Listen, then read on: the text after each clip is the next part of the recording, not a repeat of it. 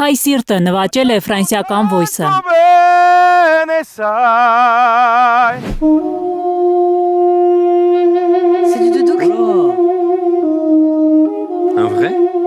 Աշխարհահռչակ երաժշտական նախագծում հաղթած Լևոն Կոզյանն է, որ ստիպեց Զազին ու ամբողջ ժյուրիին շրջվել իր տպավորիչ ձայնով, դուդուկի խորհրդավոր հնչյուններով։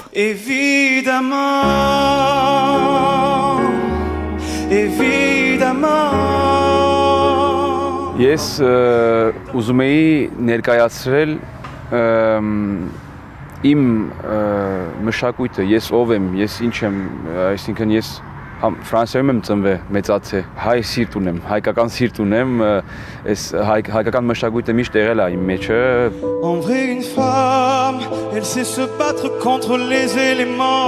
Եզրափակիչ է ասել Լևոնն ու հաղթել ֆրանսիացի երկու հզոր ձայն ունեցող երգիչների հետ։ Բեմում կանգնել Լարա Ֆաբյանի կողքին։